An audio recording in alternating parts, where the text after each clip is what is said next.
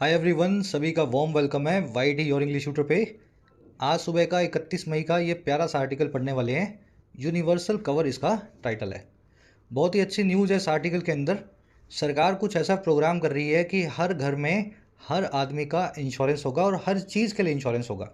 चाहे आपकी किसी की डेथ होती है, किसी को डिसेबिलिटी होती है, घर में कोई एक्सीडेंट होता है, तो ज़रूरत पड़ने पे आपको पैसा मिल सके, इस इंश्योरेंस स्कीम में ये इंश्योर किया जाएगा फॉर ईच इंडियन। चलिए शुरू करते हैं इस आर्टिकल को अपने क्विज़ के साथ में। आपको अच्छे से पता है मैं ट्रांसलेशन ही नहीं कराता हूँ, मीनिंग निकालने के साथ साथ आपको ग्रामर, वोकैब और कॉम्प्रीहेंशन पे भी फोकस करवाता हूँ। मन से आर्टिकल को पढ़ो। बहुत सारे पॉइंट्स आपके साथ शेयर करूँगा क्लास के लास्ट में, इस क्विज़ पे आप उनको अप्लाई करना। 8 में से 8 अगर आपको मार्क्स मिलते हैं तो समझो इस क्लास का आप मैक्सिमम बेनिफिट ले रहे हैं। शुरू करते हैं क्लास को। आइए कुछ नया सीखते हैं।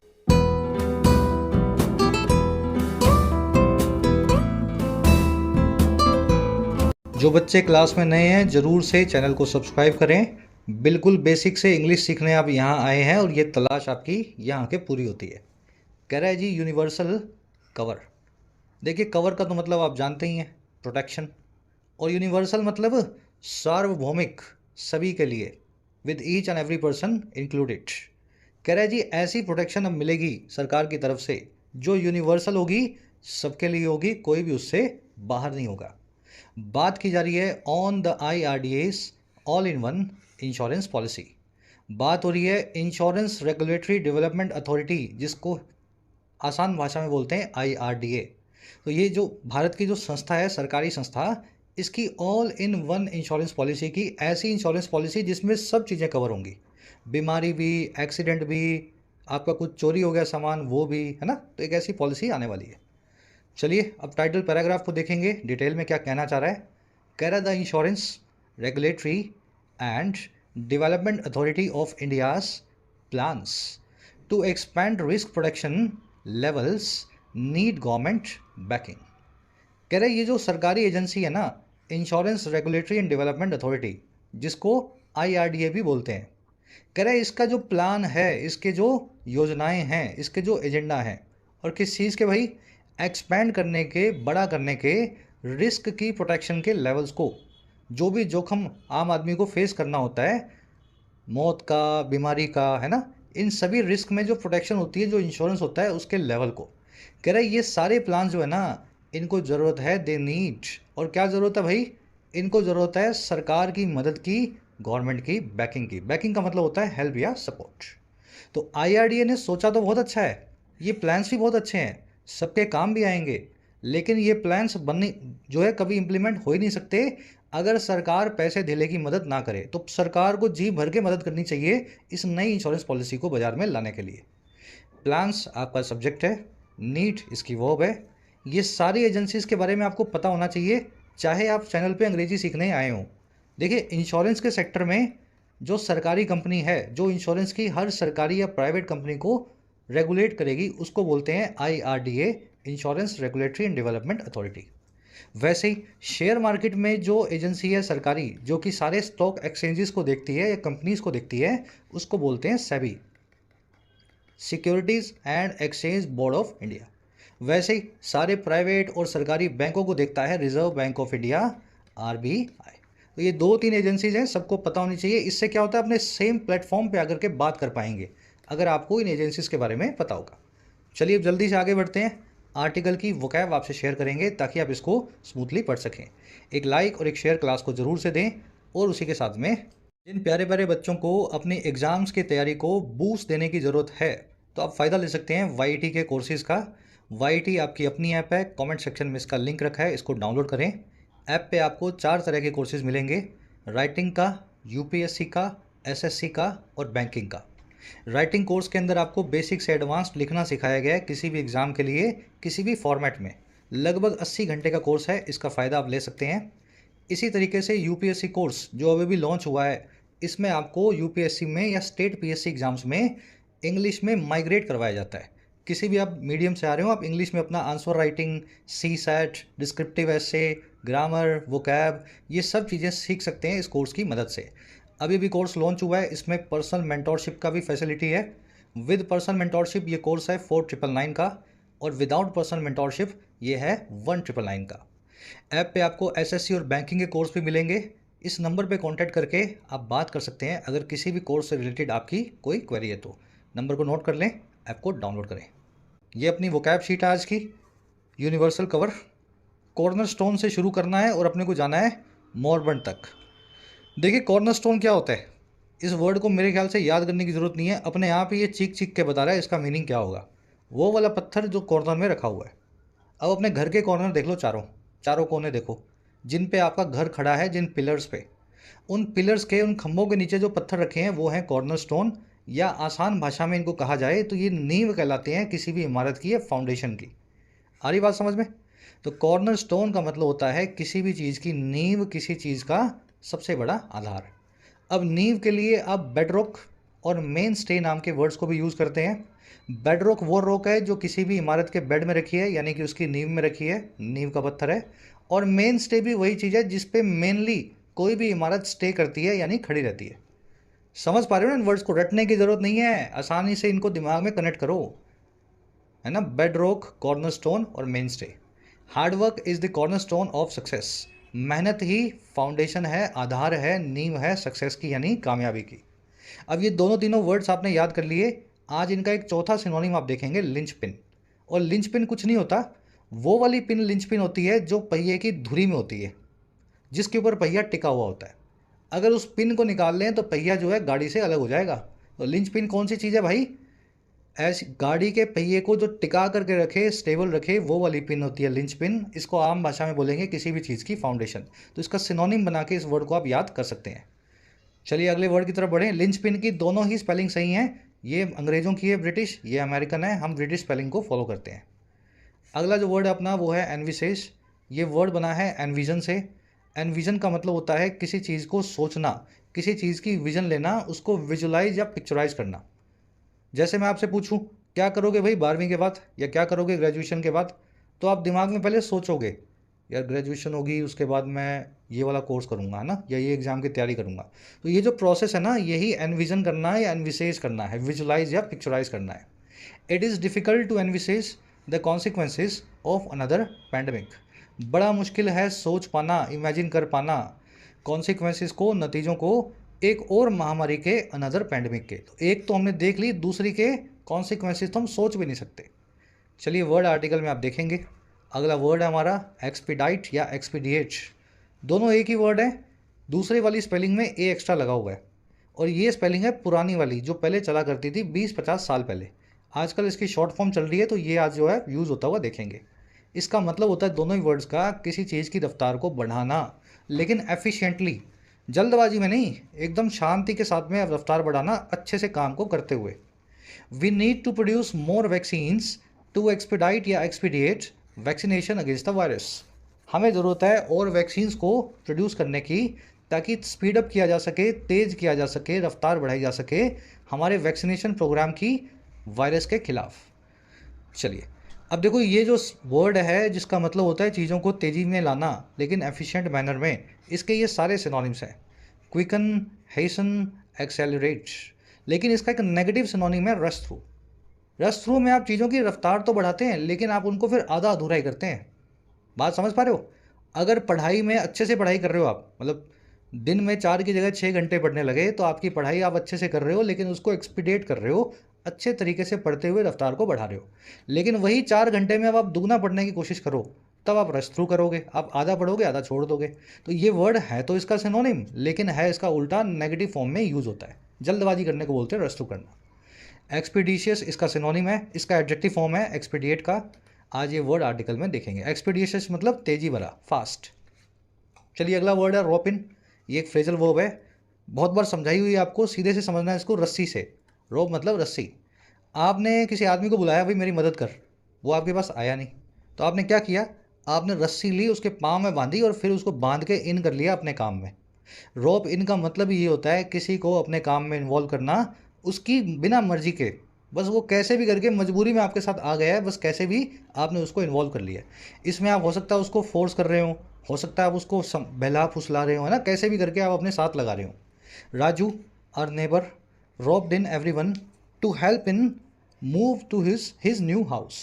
हमारा पड़ोसी जो राजू है उसने रोप इन कर लिया, ज़बरदस्ती सबको इन्वॉल्व कर लिया, एवरीवन को, कि वो मदद करे राजू की उसके नए घर में उसको मूव करने के लिए। सामान वामान उठवाने लग गया सबसे, है ना राजू। चलिए ये वर्ड आर्टिकल में देखेंगे, इसको इन्वॉल्व, कन्विंस या ट्रैप भी बोलते हैं। फ्रेजल वर्ब है, ब्रेक करके आपको समझा दी। चलिए सेकंड लास्ट वर्ड है आज का, अनटेनेबल। ये वर्ड बना है टेनेबल से। टेनेबल का मतलब है जिस चीज़ को जस्टिफाई किया जा सके, जो एक्सेप्टेबल हो, जिसको आप सही ठहरा सको या सही मान सको। अनटेनेबल मतलब जो सही ठहराई ना जा सके, जो आपके हिसाब से गलत हो। इसको इनडिफेंसिबल या इलॉजिकल भी बोल सकते हैं। The theory was found to be untenable and rejected. जो थ्योरी थी वो अनटेनेबल या अनजस्टिफाइबल या अनएक्सेप्टेबल पाई गई और फिर खारिज कर दी गई, रिजेक्ट कर दी गई। ये वर्ड आर्टिकल में देखेंगे। लास्ट वर्ड है अगला अपने पास, मॉरबंट। ये लिखा हुआ है मोरीबंद, लेकिन बोला जाता है मॉरबंट। मॉरबंट का मतलब होता है ऐसी चीज़ जो आगे ना बढ़ रही हो, या तो वही रुकी हुई हो या फिर डिटीरियोरेट कर रही हो। जैसे रुका हुआ पानी होता है ना, वो मॉरबंट होता है। जैसे आप ज़िंदगी में कहीं रुक गए हैं, कुछ इंप्रूवमेंट नहीं कर रहे हैं, नया नहीं सीख रहे हैं, खा रहे हैं, पी रहे हैं, सो रहे हैं, फिर उठ जा रहे हैं, तो आप एक मॉरबंट स्टेट में हैं। आप या तो डिटीरियोरेट करेंगे, पहले से बदतर होंगे, या फिर जहाँ हैं वहीं खड़े रहेंगे। Economic reforms of 1992 were necessary to revive a moribund economy.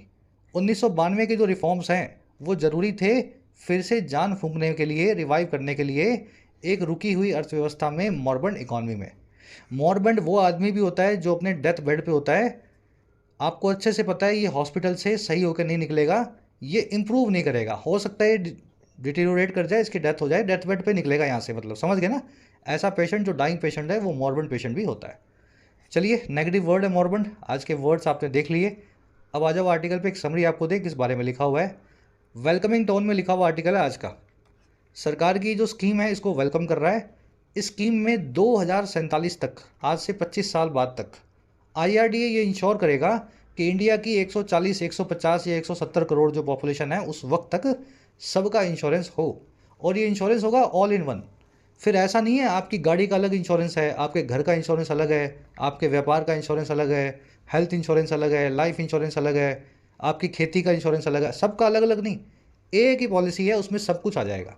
हमारा आर्टिकल कह रहा है कि it is a welcoming move. बहुत ज़रूरत है भारत जैसे देश को ऐसे ही इंश्योरेंस प्लान्स की। सरकार को फुल जो है फ्लेजिड मोड के अंदर पैसा इस इंश्योरेंस स्कीम में डालना होगा, ताकि ये जो सपना है एक दिन हकीकत बन सके। शुरू करें आर्टिकल को। वेलकमिंग टोन, वेलकम करने वाली टोन। कह रहा है जी, last week the chief of India's insurance sector regulator unveiled a fresh blueprint to cover a larger portion of the population against risk of adverse shocks. इतना ही पढ़ लेते, लंबा है सेंटेंस। कह रहा है जी पिछले हफ्ते कुछ हुआ, और क्या हुआ। जो चीफ थे इंडिया के इंश्योरेंस सेक्टर रेगुलेटर के, अब ये कौन है इंश्योरेंस सेक्टर रेगुलेटर? IRDA। कह रहा है IRDA के जो बॉस थे, जो चीफ थे, जो सबसे बड़े अधिकारी थे, उन्होंने अनवील किया, उन्होंने लॉन्च किया। और किसको? एक नए ब्लूप्रिंट को, एक बड़े ही फ्रेश से प्लान को, ताज़ा ताज़ा प्लान को। ब्लूप्रिंट का मतलब होता है एक पूरा प्लान, आउटलाइन। और ये ब्लूप्रिंट किस चीज़ का होगा? ये करेगा कवर एक बहुत बड़े हिस्से को, हमारी पॉपुलेशन के, हमारी आबादी के। और किसके खिलाफ कवर करेगा? अगेंस्ट लगा के बता रहा है, इन सभी जोखमों के खिलाफ। जो जोखम हैं, जो रिस्क हैं एडवर्स शॉक्स के, ऐसे झटकों के जो एडवर्स हैं, जो आपके लिए ख़राब हैं। मौत का झटका, बीमारी का झटका, चोरी का झटका, नुकसान का झटका। तो ये एक जो है ना, इन्होंने प्लान जो है लॉन्च किया। अब ये लॉन्च हुआ कैसे? ये लॉन्च हुआ जी, कोमा लगा के बता रहा है, with an eye on insuring everyone by 2047। ये सारा प्लान हुआ है नज़र गड़ाते हुए, आई ऑन करते हुए, इस नज़रिए के साथ, इस मकसद के साथ, जो है इंश्योर करने का हर आदमी को, हर इंडियन को 2047 तक। क्लियर है मामला? इंश्योरेंस सेक्टर रेगुलेटर सब्जेक्ट है आपका, अनवेल्ड इसकी वर्ब है। ये अनवेल्ड वर्ब बड़ा आसानी से आप याद कर सकते हैं। वेल का मतलब होता है पर्दा, और पर्दा जब हटेगा तो चीज़ें अनवेल होंगी। पर्दा हटाने का मतलब चीज़ों को रिवील करना, लॉन्च करना, ब्रिंग टू लाइट करना, अनकवर करना, या सबके सामने रखना। ठीक है, तो ये वर्ड ऐसे याद रखना है। ब्लूप्रिंट मैंने आपको बता दिया, एक आउटलाइन या ड्राफ्ट होता है, एक प्रपोजल होता है, एक प्लान होता है। अगर आपने कभी घर वर बनवाया हो, या कोई आपका पड़ोसी अड़ोसी दोस्त बनवा रहा हो, तो वो आर्किटेक्ट से जो नक्शा लेके आते हैं ना, वो नक्शा होता है ब्लूप्रिंट। ब्लू कलर में वो प्रिंटेड होता है, कार्बन कॉपी के साथ में। तो उसी नक्शे से हमने इस ब्लूप्रिंट वर्ड को उठाया हुआ है। किसी भी चीज़ का जब प्लान बनाते हैं अब उसको आजकल ब्लूप्रिंट बोलने लगे हैं। विद एन आई ऑन मैंने आपको बता दिया, किसी काम को किस मकसद से आप करते हैं इस फ्रेज के जरिए आप बताएं। इसको विद अ व्यू टू भी बोला जाता है। दोनों ही फ्रेज अपने बाद वर्ब के आईएनजी फॉर्म या फिर नाउन को लेंगे। I study very hard with an eye on a selection, या I study very hard with a view to getting a selection. आ रही बात समझ में? चलो, कह रहा है the linchpin of this UPI like moment being pursued by the IRDAI to bridge the country's huge production gaps is envisaged to be a simple all-in-one insurance policy। कह रहा है जो लिंचपिन है, लिंचपिन का मतलब समझते हैं ना, पहिए की धुरी को बना के रखने वाला पिन जिसके ऊपर गाड़ी का पहिया टिका रहता है, जो गाड़ी का फाउंडेशन या नींव है। कह रहा है जो सबसे इंपॉर्टेंट जो पार्ट है, लिंचपिन है, जो फाउंडेशन है इस UPI लाइक मोमेंट का। भाई UPI से क्या हुआ, हमारी ट्रांजैक्शंस जो हैं डिजिटल हो गई रातों रात हर इंडियन के लिए। और वैसी ही मोमेंट अब इंश्योरेंस में भी आ रही है, जो IRDA ने बात की है, हर आदमी का इंश्योरेंस भी हो जाएगा हाथों हाथ। तो कह रहे जो लिंचपिन है ना इस UPI जैसी मोमेंट का, कह रहे जो कि परस्यू की जा रही है IRDA नाम की इस एजेंसी के द्वारा, और परस्यू की जा रही है इस मोमेंट को चेज किया जा रहा है ताकि ब्रिज किया जा सके, जो है जोड़ा जा सके या भरा जा सके कंट्री के बहुत ही बड़े प्रोटेक्शन के गैप को, कंट्री में लोगों के इंश्योरेंस की जो मात्रा है उसकी बड़ी खाई को। 2 या 3-4% लोग इंश्योरेंस रखते हैं, 96% लोगों को इंश्योरेंस नहीं है। तो कह रहे हैं ये जो लिंचपिन है ना, वो लिंचपिन इन्विसेज किया जा रहा है, इमेजिन किया जा रहा है, उसको सोचा जा रहा है कि वो टू बी होगा एक बड़ा ही साधारण सा, सिंपल सा all in one insurance policy. आ रही बात समझ में? तो IRDA ने भी कुछ ज़्यादा नहीं बताया। IRDA ने बोला भाई हम तो आपको ब्लूप्रिंट दे रहे हैं, अभी धीरे धीरे हम करेंगे, आप देखना। लेकिन जो एक्सपर्ट्स हैं ना वो इसको इस तरीके से डिफाइन कर रहे हैं कि ये एक UPI की तरह सबके पास एक मोबाइल के अंदर इंश्योरेंस प्लान होगा जो सब चीज़ों को कवर करेगा। It is being envisage to be a simple all in one insurance policy. Linchpin आपका सब्जेक्ट है, इज़ एनविसेज पैसिव में इसकी वर्ब है। सेंटेंस थोड़े से क्रूकेड हैं, थोड़े से कॉम्प्लिकेटेड हैं, लेकिन जो तरीका मैं आपको सिखा रहा हूँ उसके बाद आपकी अंडरस्टैंडिंग इस चीज़ की डिपेंडेंट नहीं होती कि सेंटेंस कैसा लिखा है।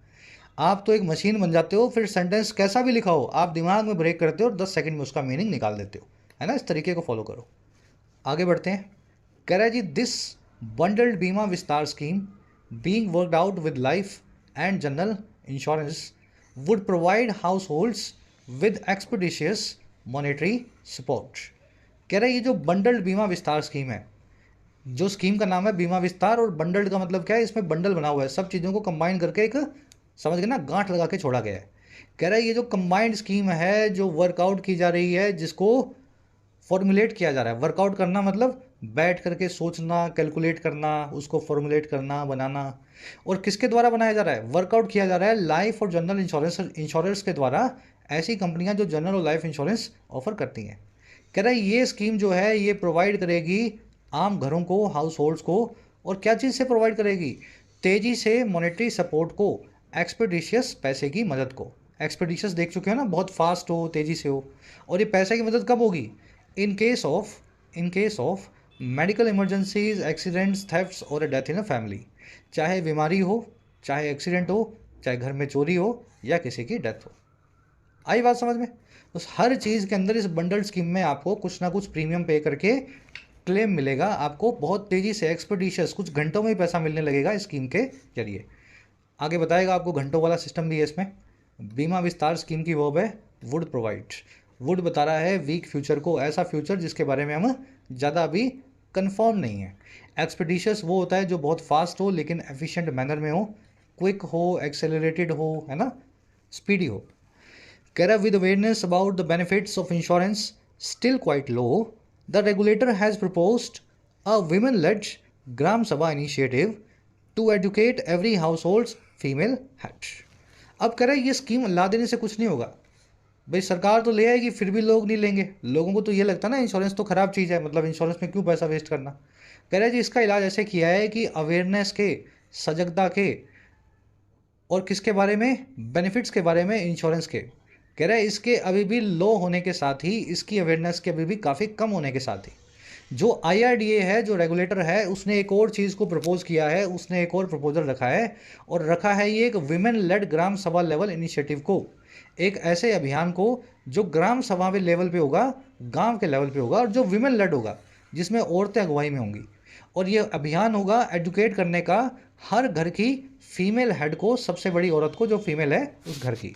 और किस बारे में एजुकेट करेंगे? About how such a scheme would come in handy at time of distress. Educate करेंगे इस बारे में कि कैसे इस प्रकार की एक स्कीम कम इन हैंडी होगी। कम इन का मतलब है आना, हैंडी का मतलब होता है एकदम कन्वीनियंट तरीके से, एक्सेसिबल या रेडिली अवेलेबल तरीके से।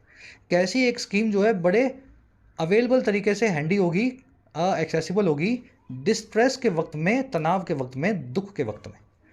समझ में आ गया सेंटेंस? तो इन्होंने एक विमेन लेड इनिशिएटिव भी चलाया है। हर घर औरतें जाएंगी, घर की सबसे बूढ़ी औरत जो है उसको समझाएंगी कि सरकार की ये स्कीम है, इसमें एनरोल करवा लेना, इस स्कीम से आपका बुरे वक्त का साथ हो जाएगा, कोई भी परेशानी होगी इस स्कीम में आप पैसा लेने लगोगे सरकार से।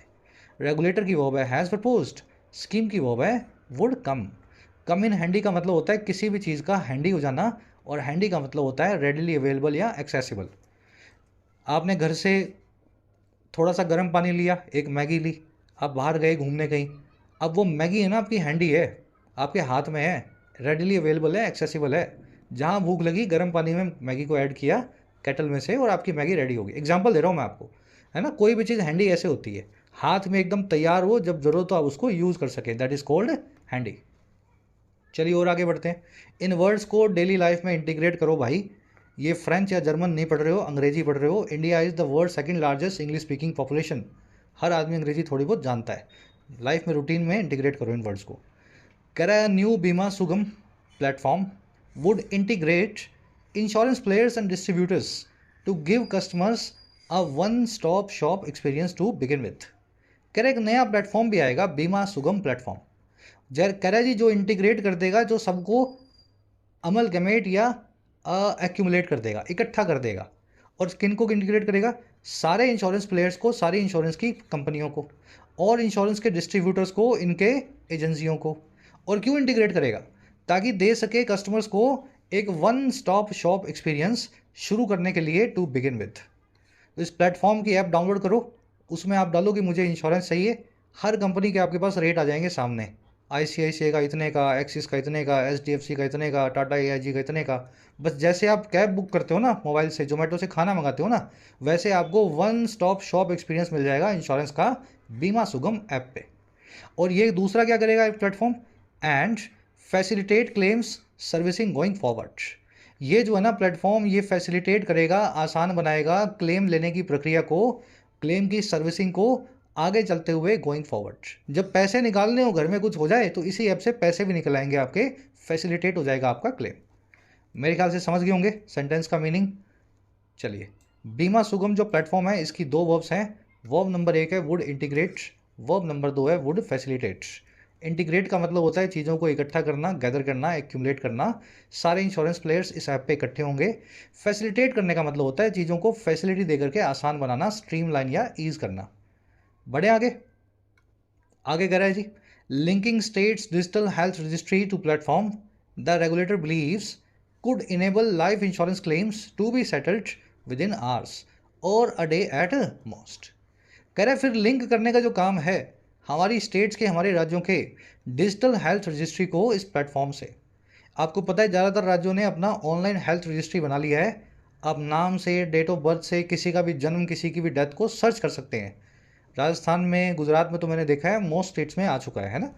कह रहा है जी स्टेट का जो प्लेटफॉर्म है डेथ और बर्थ रजिस्ट्रेशन का, कह रहा है इसको जो लिंक कर देंगे ना, कह रहा है ये चीज़ जो रेगुलेटर हमारा बिलीव करता है, ये लिंक करने वाला काम हमारा IRDA मानता है कि ये इनेबल कर देगा, सक्षम बना देगा लाइफ इंश्योरेंस के क्लेम्स को, कि वो सेटल्ड हो जाएं, कि वो फटाफट से नक्की हो जाएं कुछ ही घंटों में, या फिर ज़्यादा से ज़्यादा एक दिन में।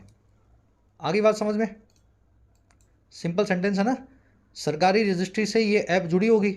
जैसे ही सरकारी रजिस्ट्री में डेथ सर्टिफिकेट की एप्लीकेशन आएगी, इंश्योरेंस कंपनी वाला आपका डेथ का क्लेम प्रोसेस करके आपके अकाउंट में 4-6 घंटे में पैसे भेज दिया करेगा। तो लिंकिंग की वर्ब है कुड इनेबल, रेगुलेटर की वर्ब है बिलीव्स। चलिए सिंपल सेंटेंसेज हैं, अब जल्दी से आगे बढ़ेंगे नेक्स्ट पैराग्राफ पे। अब बताएगा ये अच्छी बातों के पीछे चैलेंज क्या क्या है।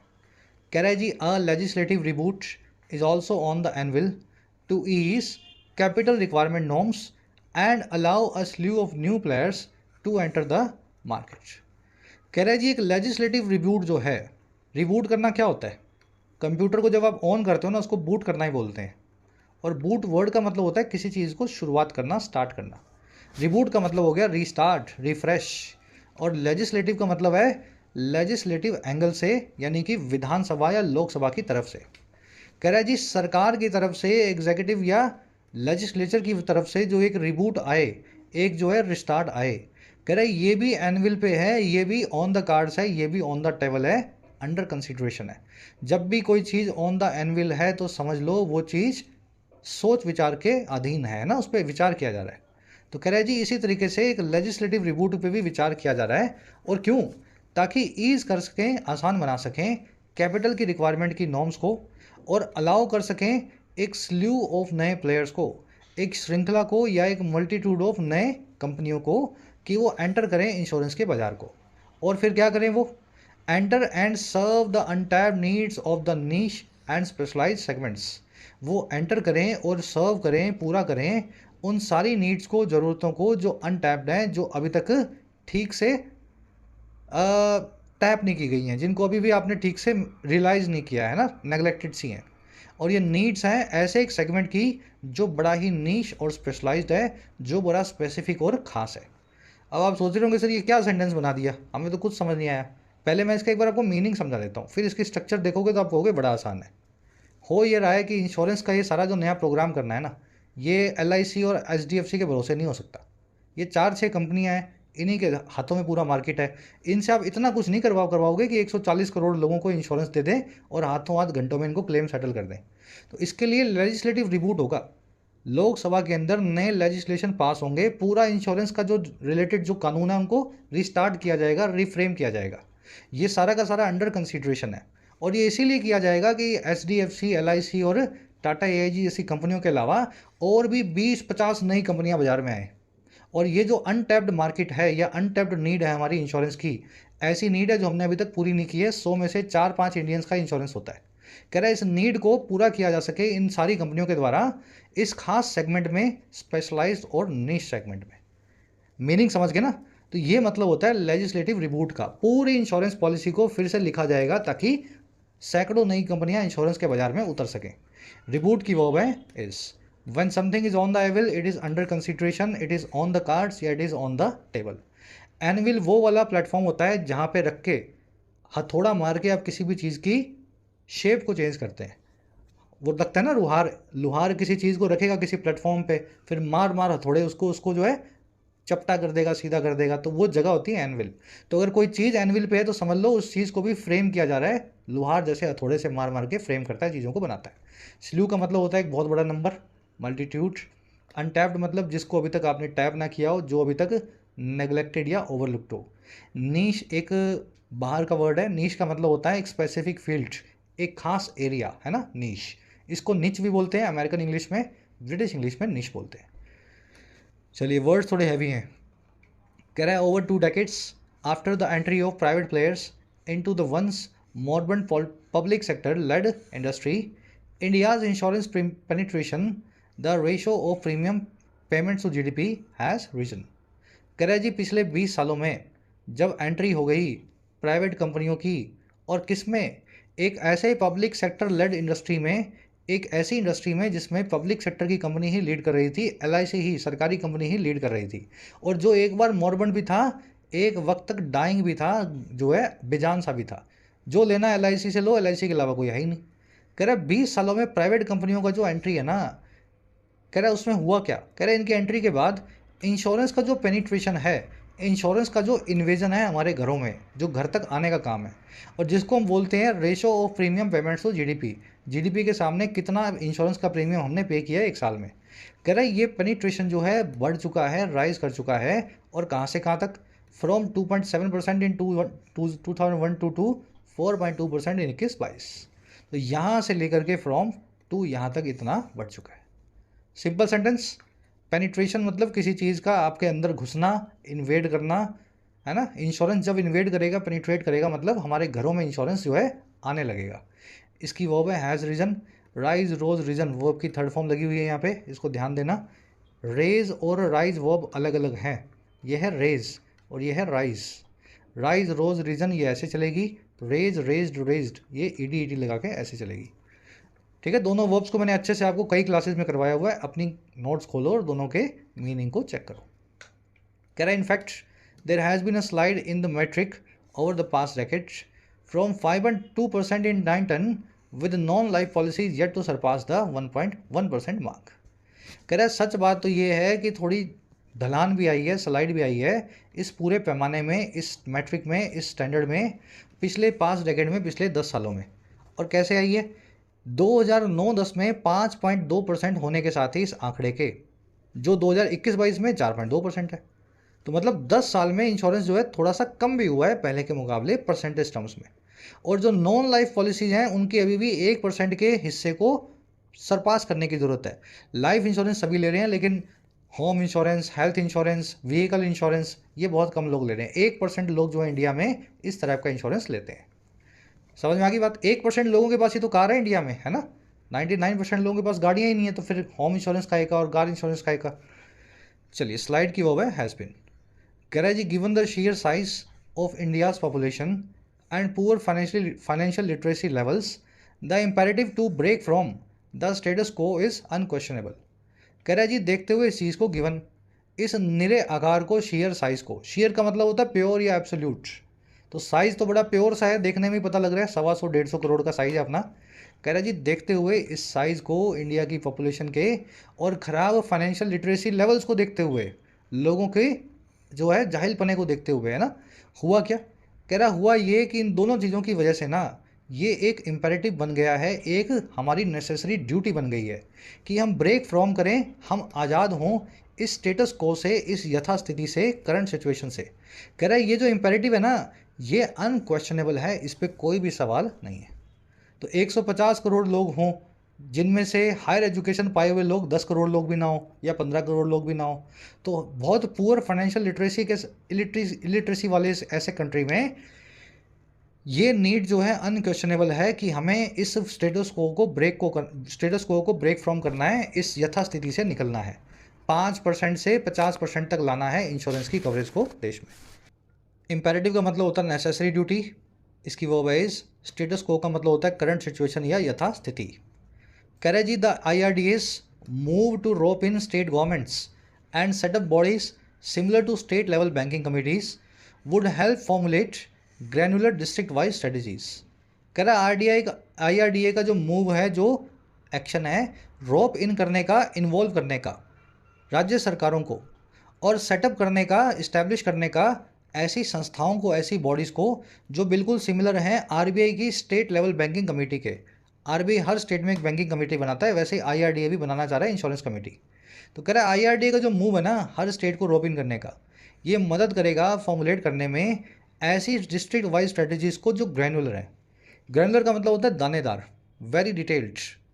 इस डिस्ट्रिक्ट की अलग स्ट्रेटजी, उस डिस्ट्रिक्ट की अलग स्ट्रेटजी, सबका अलग अलग दाना है, किसी का दाना बड़ा है, किसी का छोटा है, ग्रैनुलर फॉर्म में है, एकदम जो है कंटिन्यूस फॉर्म में नहीं है ना। तो ऐसी स्ट्रेटजीज भी हमें बनाने को मिलेंगी हर डिस्ट्रिक्ट के हिसाब से। और क्यों?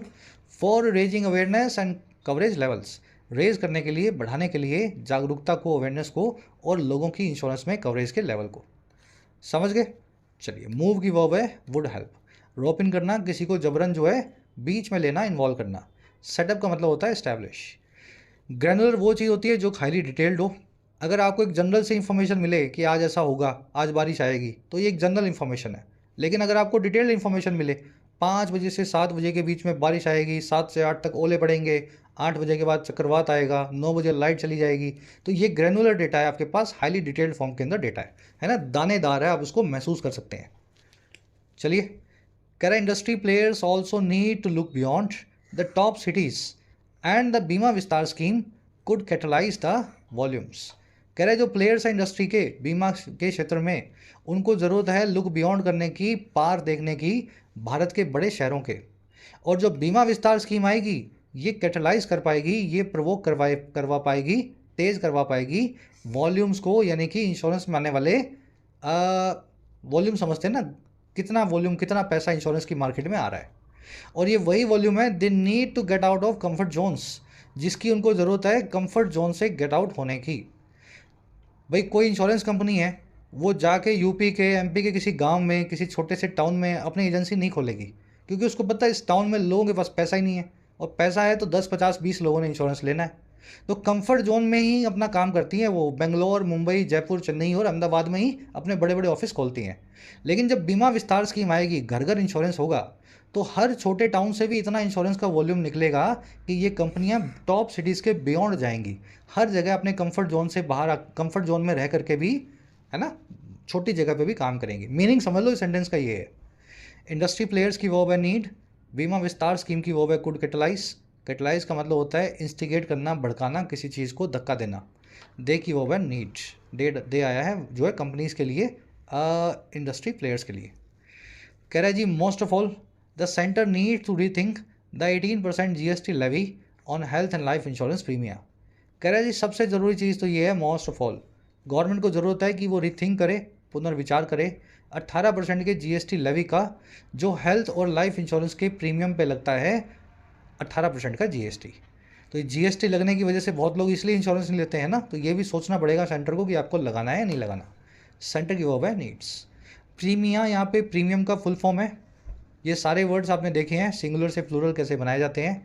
मीडियम से मीडिया, बैक्टीरियम से बैक्टीरिया, करिकुलम से करिकुला, डाटम से डाटा, स्टेडियम से स्टेडिया, पोडियम से पोडिया, है ना। वैसे ही इंश्योरेंस प्रीमियम से प्रीमिया। समझ पा रहे हो ना। तो ये कॉन्सेप्ट याद रखना अपने दिमाग में। इन पे आज क्वेश्चन मिलेंगे आपको कमेंट सेक्शन, जो अपने आज के क्विज में।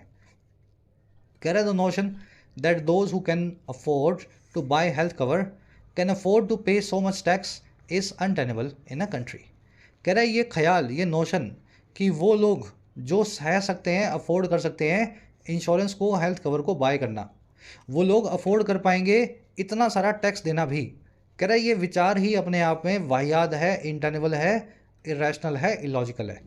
एक ऐसे देश में, इन अ कंट्री, और कैसे देश में, where one health calamity can push a household below the poverty line, जहाँ पे एक छोटी सी हेल्थ की जो कैलामिटी है, हेल्थ का डिजास्टर जो है, घर में बीमारी का जो आगमन है, वो पुश कर सकता है, धकेल सकता है पूरे परिवार को गरीबी की रेखा के नीचे। तो इतना रिस्क है अपने देश में। कोई आपको फ्री जो है सर्विसेज नहीं मिलेंगी, जो है बड़े जो हॉस्पिटल्स में, सरकारी हॉस्पिटल्स में, बड़ी बीमारियों के लिए। छोटी मोटी का तो मिल जाता है, बड़ी का, कैंसर का, ऐसी बीमारियों का आपको सही इलाज नहीं मिलेगा। तो अगर घर में किसी की हो गया तो पूरा परिवार ही गरीब हो जाता है। ऐसे एक देश में ये विचार ही अपने आप में, मतलब नोशन ही जो है गलत है कि इन लोगों से टैक्स वसूल लो जो लोग इंश्योरेंस ले रहे हैं। आपको तो खुश होना चाहिए, बिना टैक्स के इंश्योरेंस सबको देना चाहिए। नोशन की वर्ब है इस, दोज की वर्ब है कैन अफोर्ड, हु आया दोज के लिए, हु की वर्ब भी है कैन अफोर्ड। अनटेनेबल मतलब जो गलत है, जो इलॉजिकल है, सही नहीं है। कैलामिटी की वर्ब है कैन पुश। कैलामिटी का मतलब होता है आपदा, विपत्ति, डिजास्टर, है ना। कैटेक्लिज्म, कैटास्ट्रोफी, बड़ी तबाही को बोलते हैं जो है कैलामिटी। कह रहे जी, insuring continuity of leadership at IRDAI is equally critical. कह रहा है इंश्योर करना है, जो पक्का करना है लीडरशिप की कंटिन्यूटी को, सबसे ऊपर जो लीडर है उसकी पोस्ट को। कह रहा है कहाँ पे, IRDA में। ये भी बराबरी से उतना ही क्रिटिकल है, उतना ही ज़रूरी है। और कैसे, situation such as the 9 month vacuum at its helm before the current chairperson tenure are simply unacceptable. कह रहा है ऐसी सिचुएशंस जैसे कि 9 महीने का एक निर्वात, एक वैक्यूम, इसके हेल्म पे, इसकी कमांड पे, इसकी डायरेक्शन पे, और कब, करंट चेयरपर्सन के टेन्योर से पहले, अभी जो चेयरपर्सन बैठे हैं उनके कार्यकाल से पहले। कह रहा है ऐसी सिचुएशंस भी अनएक्सेप्टेबल होंगी, हम बिल्कुल भी स्वीकार या एक्सेप्ट नहीं करेंगे। अगर IRDA पे कोई बीच में 1 साल बैठा ही नहीं होगा तो फिर ये स्कीम जो इन्होंने सोची है कभी बना ही नहीं पाएंगे, कभी चला ही नहीं पाएंगे। तो इंश्योर हमेशा करके रखना कि IRDA के टॉप की कुर्सी हमेशा भरी हुई हो, कोई आदमी हमेशा कमांड पे, हेल्म पे बैठा हो। चलिए, इंश्योरिंग की वर्ब है इस, इंश्योरिंग की वर्ब है इस, सिचुएशंस की वर्ब है आर। हेल्म का मतलब मैंने आपको बता दिया, कमांड या स्टेयरिंग, है ना, जहाँ से चीज़ें आगे बढ़ाई जाती हैं। अगर आप एट द हेल्म है, आप एट द कमांड है, आप इंचार्ज हैं, या एट द फॉरफ्रंट है। रैपअप करेंगे आज के सेशन को। वैक्यूम वर्ड की स्पेलिंग देख लेना, इंग्लिश में बहुत कम स्पेलिंग्स हैं जिनमें डबल यू आता है। वैक्यूम में सिंगल सी लेकिन डबल यू आएगा, आज के स्पेलिंग वाले क्वेश्चन में ये वर्ड आपको पूछा गया है। आओ फटाफट से क्विज पे अपने क्लास को एक लाइक और एक शेयर अभी से दे दो। फर्स्ट आपसे पूछ रहा है, ये जरूरी क्यों है कि हम पुनर्विचार करें 18% के जीएसटी की लेवी का हेल्थ और लाइफ इंश्योरेंस पे? क्या रीजंस है, क्यों हमें इस इंश्योरेंस को हटा देना चाहिए? ये डिस्करेज करता है उन लोगों को जो हेल्थ इंश्योरेंस अफोर्ड कर सकते हैं, या फिर इससे इंश्योरेंस कंपनियों को बड़े बड़े लॉस होते हैं, और या फिर 18% का जो प्रीमियम पे जो जीएसटी है ये बहुत कम है। भारत में गरीब लोगों को गरीबी की रेखा से ऊपर लाने के लिए और ज़्यादा आपको जीएसटी लगाना चाहिए, इसलिए इस पर पुनर्विचार होना चाहिए। या फिर आपको लगता है चारों ही रीज़न है, तीनों रीज़न है, तो ऑल ऑफ द अबव आपका आंसर बनेगा। क्वेश्चन बहुत अच्छा है, एक बार इसको समझना तभी कर पाओगे, है ना। सेकंड में आपसे पूछा है रॉन्ग करेक्टली मैच्ड जो है पेयर आपको बताना है। बीमा सुगम क्या है और बीमा विस्तार क्या है? चारों में से चेक कर लो करेक्टली कौन सा मैच हो रहा है। मैंने फर्स्ट कमेंट में सही आंसर को डाल दिया है, पहले अपना आंसर निकालो फिर मेरे वाले से मैच करो। थर्ड में पूछा है जी ऑन द एनविल, इस ईडियम का क्या मीनिंग है? तो अच्छे से करवाई थी आपको, एनविल बताया था आपको, है ना, लोहार का वो प्लेटफॉर्म जहाँ पे वो मार मार के लोहे को ठोकता है। फिर फेजल बाब पूछी है रस्सी से लेके किसी को इन करना, रॉप इन करना, इसका क्या मीनिंग है? मेरे ख्याल से सब लोग बता देंगे। पाँचों में सही स्पेलिंग पूछी है आपसे, चारों में से सही वर्ड को देखो। वैक्यूम की सही है, अनवील की सही है, एक्सपीडिशियस की सही है, या नीश की सही है। छः में आपसे पूछा है मॉर्बन वर्ड का क्या मीनिंग होता है? तो ये सारे वर्ड्स के मीनिंग आपको ऑलरेडी आते होंगे, एनविसेज, लिंचपिन, अनटर्नेबल, पेरिशिंग, है ना। सही वर्ड को आपको यहाँ पे चूज़ करना है, मॉर्बन का जो सिनोनिम हो। सातवें आठवें में 2 एरर्स हैं। पहली एरर से आपको जो मिलने वाली है इस फ्रेज में, और दूसरी एरर आपको मिलेगी, देखो पहली मिलेगी इस फ्रेज में, है ना, और दूसरी एरर आपको मिल सकती है इस वाले पोर्शन में। ढूंढो एरर्स को, फर्स्ट कमेंट में आंसर डाल दिए, वहाँ से मैच कर लो। मुलाकात लेंगे आपसे कल की क्लास में। Until then signing out. Courses available हैं ऐप पे, जाके फ़ायदा ले सकते हो। टाइम रहते ही कोर्सेज का फ़ायदा लेना है, ऐसा ना हो लास्ट मोमेंट पे आकर के आप मैसेज करें सर 15 दिन रह गए, 1 महीना रह गया। अभी जब वक्त है पढ़ने का तो पढ़ाई पे पूरा ध्यान दो। कंटेंट सारा अवेलेबल है एप्लीकेशन पे, राइटिंग का, एसएससी का और बैंकिंग का। ऐप को जाओ कमेंट सेक्शन से डाउनलोड करो, फर्स्ट कमेंट से लिंक रखा है। कोई भी क्वेरी हो, ये नंबर है व्हाट्सअप का, टीम से आप मैसेज करके बात कर सकते हैं।